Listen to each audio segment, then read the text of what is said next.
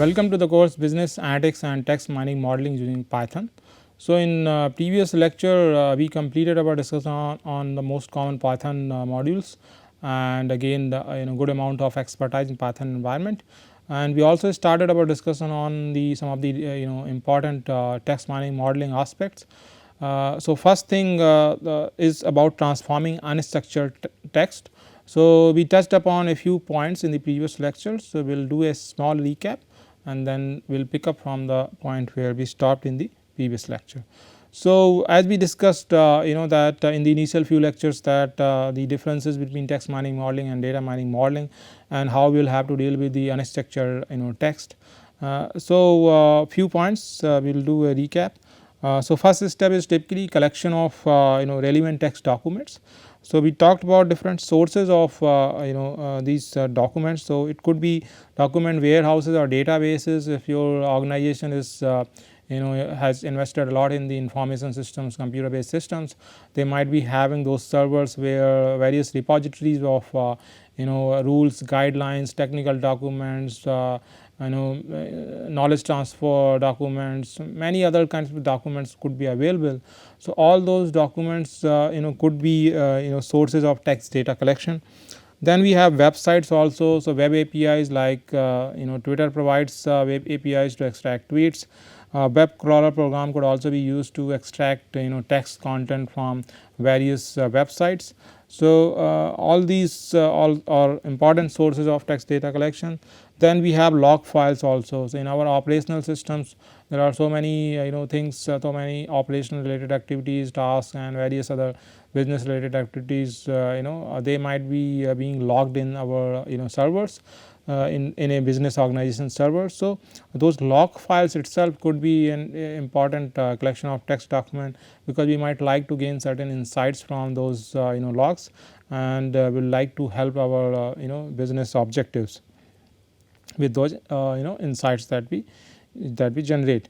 So, similarly corporate documents and government documents. So, many public and private organizations, even if they have not been really into investing in computer systems, information systems, and do not have digitized versions of documents, they might still have a number of documents in different sources in their personal computer, in their hard copy format, different files they might have their paper based system.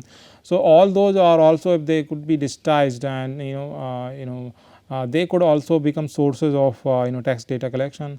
Some of these documents will be might be related to policy, rules, regulations, and many decisions, many meeting minutes that could be there. So, all these documents could also be sources of text data collection. So, this is about different sources of text data collection. So, typically if we look at these sources, they are suitable for business purposes. For research in text mining, typically the sources are slightly different, because we would be requiring more generic data. Because if we talk about a particular public organization or private organization, the documents would be related to the the functioning of that particular organization. So, they would be very specific to that particular organization. So, for improving the working and helping the business for that organization, we would like to mine even those documents, but those that would go more into the more into more of the that would be more the job of the analytics, which are analysts which are working in that particular organization. However, they might not be really useful for the research purposes for researchers working in universities. So, for that they try to develop different for research purposes, they try to develop different kind of text collection of text documents which are more generic in nature, because we would like to generalize some of the findings that we have after applying text mining modeling techniques. So, these these collection of documents are typically referred as corpus, and we call them text corpus. So, a few examples are, for example, Gutenberg corpus, collection of English books, Brown corpus, American English text of varying genres. Then we have Reuters corpus, which is collection of Reuters news stories. So, you can see different kind of text corpuses that have been typically used for research purposes. So these are some of the corpuses that are easily available to us. So some of the demonstrations, some of the examples, exercises that we would be hands-on exercises that we would be going through in this particular course, we would be using some of these text corpuses, and they would be really useful in the context that because they are generic, so they could be used for research purposes. So therefore they would also help us understanding and learning about it will make it easy for us to work with documents specifically related to a particular organization. Now let us talk about the formats of text documents. So there could be, so essentially textual data could be present in a number of different formats. So it could be in simple text files format also. It could be word processor files, our Microsoft Word files, or simple text files. It could be standard exchange format such as XML. So as we understand most of the data, if we look at the content publicly available sources of data, so a major chunk of that data actually is coming from internet, that is World Wide Web. From internet, mainly from the websites World Wide Web. So there these markup languages HTML and XML, they are the more common format because of the portability they provide, because of the platform neutrality of internet and World Wide that they facilitate.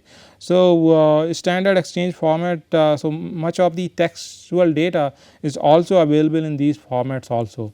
So some of these are some of the important file formats and sources of data collection that we could actually use. Now let us move forward. Now we will talk about processing of process of transforming unstructured text, and this requires a number of steps. So some of the common steps are, for example, cleaning text, tokenization, stemming or lemmatization, then vector generation, feature extraction and selection. So cleaning text is about for example, if we are using HTML or XML files, there are going to be so many markup tags. So we would like to get rid of them and just would like to have the text content over there. If we have the text files, it might be we might be having certain comments there. So we would like to get rid of that. So the cleaning text step is actually about removing the undesired content from those text files, those text formats. So this step is about that. Once we have got the the text documents, number of text documents mainly containing the textual content that we require, that we would like to analyze, that we would like to mine to gain insights. So then we'll once we have that, we can go ahead and execute the next step, that is tokenization. So in this particular step, different types of tokenization can be performed. For example, we can consider a text document comprising of paragraphs, and further sub components could be sentences and words. So depending on the kind of component that we want, we can perform different kind of tokenization. So typically it is sentence tokenization or word tokenization that is typically performed, and word tokenization is the more common, because it could be really useful for some of the analytics tasks where we would like to focus.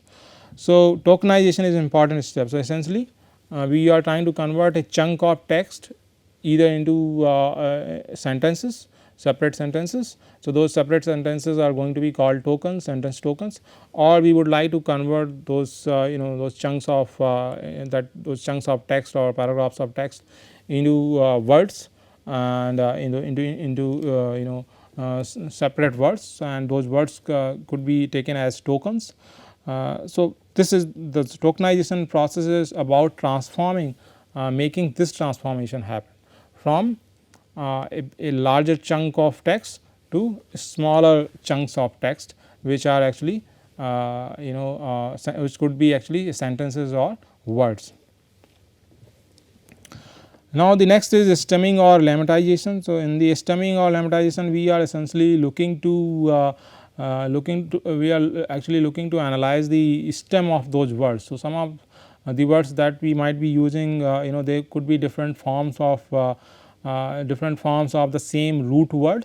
So, we would like to identify those root words, because that would be more beneficial for us to create a tabular format, because typically techniques deal with the frequencies of those root words. So, therefore, if many forms of if there are many words are there which are coming from same root word, so they will all count into the will be counted at increase the frequency of that particular root word.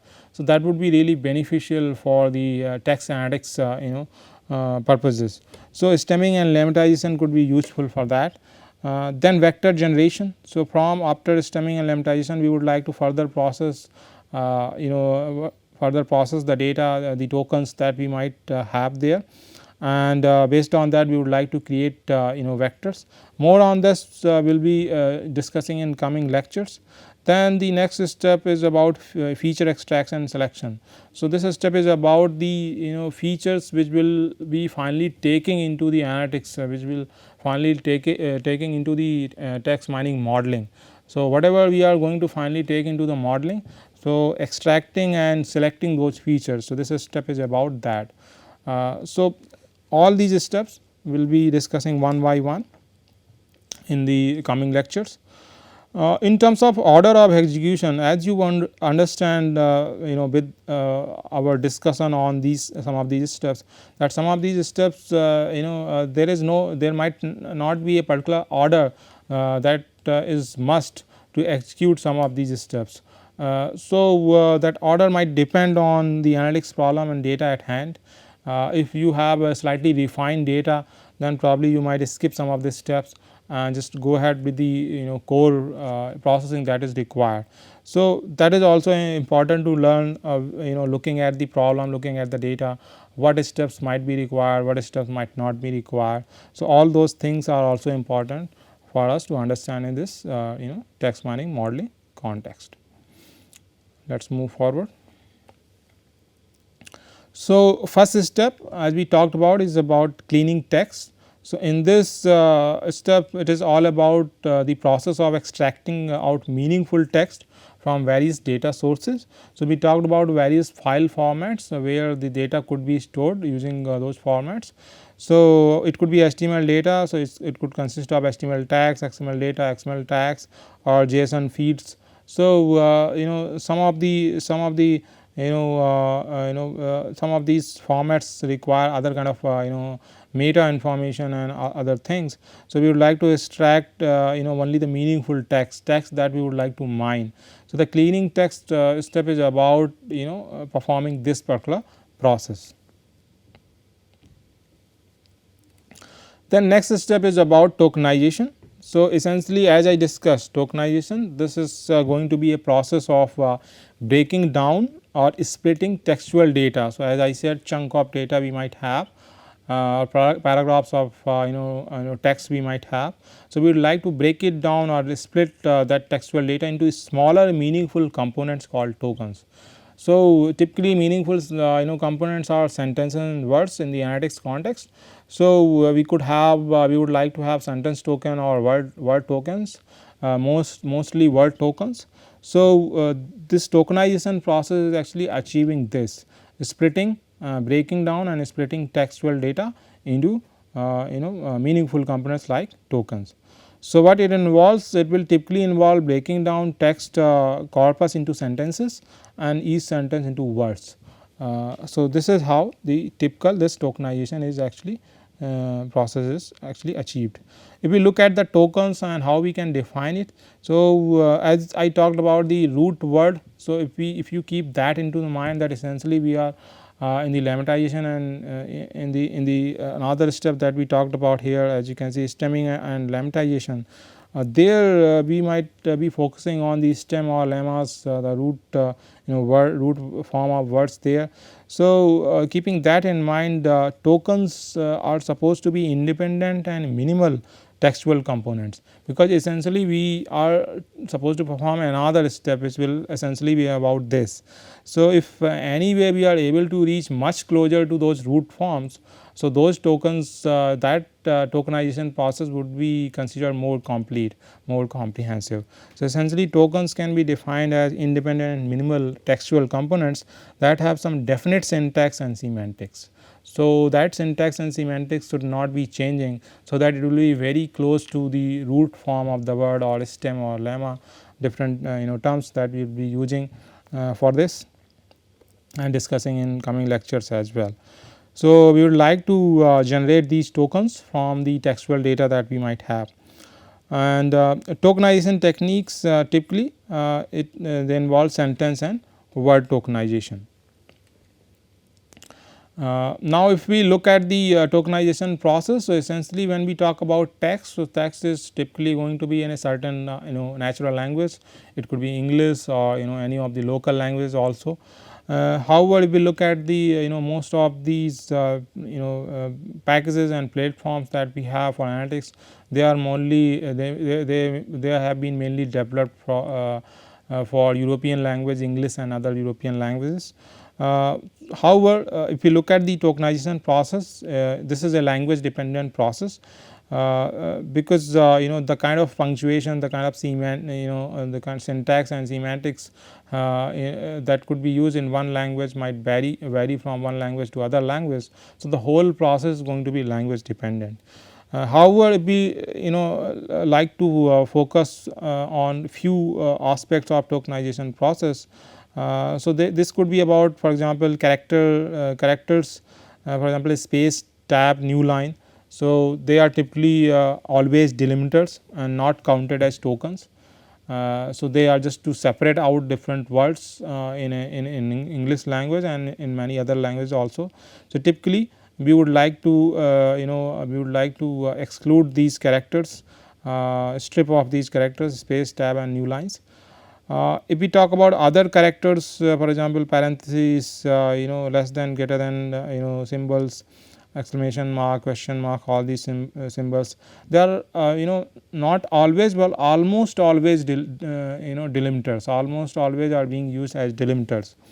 But sometimes they can also be treated as tokens or part of other tokens. They could be part of other tokens. Sometimes we might be defining a term between these using parentheses or some of the other characters. So, and we would like to consider, we would like to emphasize that term using these marks, using these characters, punctuation marks. So, for that we might have to use them as part of other tokens, or they themselves can be treated as tokens depending on the problem at hand, depending on the data that we might have, but almost always they could also be treated as delimiters. If we talk about some other characters, for example, dot, comma, colon and dash, they are also mostly delimiters, but they have more scenarios where they can be treated as tokens or part of other tokens. For example, dash and colon, they might really emphasize on some of the words, and therefore it might really be useful to have them as part of tokens. However, if we look at the whatever we are discussing till now, that is quite coming from our knowledge of English language. So, the whole process, the analysis that we just did, these points that we just talked about, these are all language dependent, because this all is coming from the syntax and semantics of those languages. So, the whole process, the tokenization process, is actually language dependent.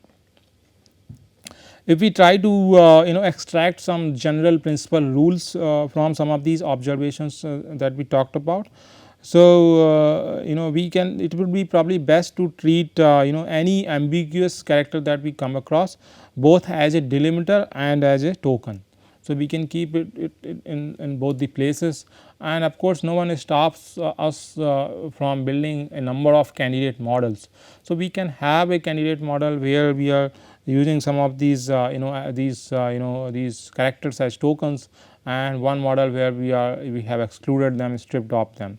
So, we can always compare performance. So, there is no point in focusing too much on this. However, we should have a consistent, we should always try to find out a better principle which will work most of the time. So, if we find something which is slightly ambiguous, we can treat it both as a delimiter and also as a token. So, with this what we will do, we will move to Jupyter platform, and we will talk about some of the things, some of the concept that we have discussed through few exercises, and then we will move to the next step in this transformation process. So, one thing that we did not touch upon is the the kind of package that we will be using to perform some of these tasks. So, the NLTK natural language toolkit that we have, this is typically the most popular package available in Python platform, that is used for text analytics, text mining, modeling, and natural language processing as well. So, we would be using this package to perform some of these steps that we just talked about. So, first thing that we need to import this NLTK. So, before that we need to download many NLTK resources. If you have done your installation of Python environment using Anaconda package and the default configuration that we did for this course, then NLTK would already be installed, NLTK package would already be available there in your setup. So, if I run this first line here, then you can see that we are importing the whole NLTK here. So, it will take slightly more time. You can see asterisk sign is still there. So, NLTK, as I am telling you, this package is already there. So, we would be able to import that. But the next step is depending on if you are doing this process for the first time, then there are certain NLTK resources also that we would be using in our exercise that we will be performing. So, you can see now in one is there, that means NLTK has been loaded into this Python environment, Jupyter notebook environment. Now, the next step is actually about downloading the required NLTK resources. So, this also includes a number of text corpuses that we might have.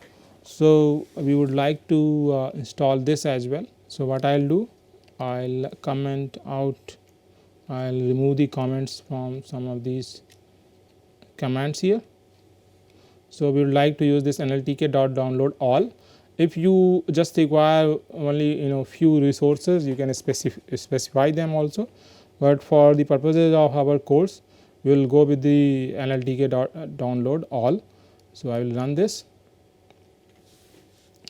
So, once we perform this, it will start downloading the resources in the environment that we have here. So, before we move ahead and use this particular package for our text analytics text mining modeling that we are going to use in this course, we need all these resources. So, this will include some of the corpuses that we talked about, as you can see in the next line of code, brown corpus and other things. You can see here we would be loading the brown corpus which we discussed in the slides. For example, this is American English text of varying genres. So, you can see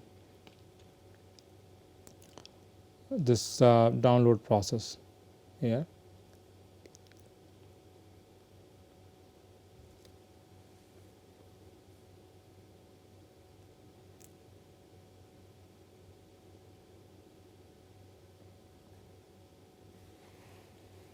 So, once this is installed, we will actually go ahead and take the example of this brown corpus. So, you can see we will be from NLTK.corpus, we will be importing this one brown corpus, and then we will start our discussion on the various aspects of this collection of text documents. So, essentially it is the text data that we will be dealing with. Typically, most of the text corpuses they have certain categories in the corpus. So, because the text can be organized in various categories, and there would be various files under those categories. So, we can consider it like a tree kind of a structure where you have the name of your corpus, let us say brown, and there would be certain categories, and within each categories there are going to be a number of files. So, it is we can think about these corpuses in that sense. So, typically first thing that we do is, once we have a corpus, typically first thing that we do is we try to have a look at the kind of categories that might be there, and then we can process further.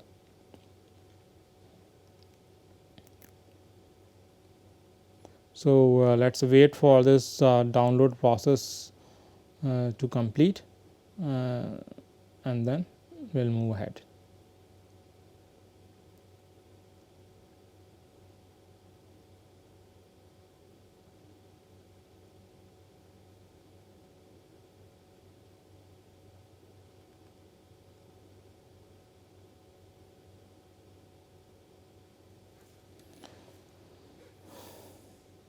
So, as you can see, till this asterisk sign you can see there, that means some processing is going on.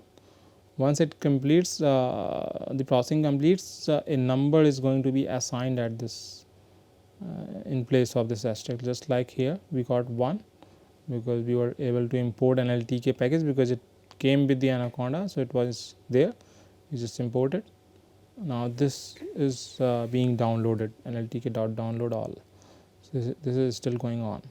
So, as you can see that after running this command NLTK.download all, now the whole download process is complete. Now, we have access to all the NLTK resources that we might be using in this particular course. So, let us move ahead, and the next thing that we would be doing, as we discussed, that we will talk about the text corpus in this case. So, we will start with the brown corpus, that is that we have just downloaded. So, as we discussed that this is about American English text of varying genres. So, first thing, now once downloaded, now we would like to import this into the Python environment here. So, for this, from nltk.corpus import brown. So, we will run this, then we will have access to this particular corpus. Now, as we discussed that we can think about these text corpus as a kind of a tree kind of a structure, where the corpuses might be divided into a number of categories. So, those could be different branches of the tree starting from root node, and then within those branches we might have a number of files within those categories. So, let us look at the categories in this particular corpus that are there. So, for this we can use the categories method. So, we can call this this corpus object brown. So, in this case brown object brown dot categories. So, this particular method will give us the list of categories that are there in this particular text corpus. So, if I run this, we will have this list, as you can see. So, these categories are there: adventure, you can see editorial is also there, fiction is there, government is there, humor, many other categories are part of this particular corpus. So, under these categories there are going to be a number of files in this text files in this corpus. So, let us move forward, let us have a look at first 5 sentences in this corpus. So, to read those sentences we can use the sense method here, and a list of lists of strings is going to be written here. So, we call brown dot sense, then we can have all the sentences read into a objects and sense variable that we have here, and then we can have a look at we can use this indexing mechanism 0 to 5. So, we can print those sentences here. So, if I run this, and in the output you would see that a list of lists of strings is presented here. So, if you start, you can see that we have double brackets there, and the first sentence is starting and different words you can see part of that first sentence.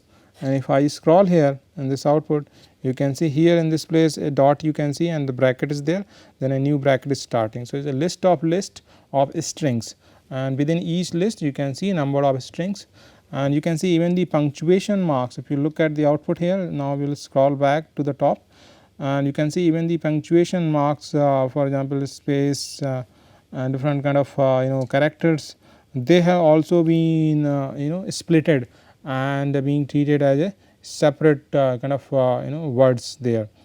So, this is how the output is going to be displayed in this when we use the sense method. So, easily we can read different various sentences that are part of the corpus.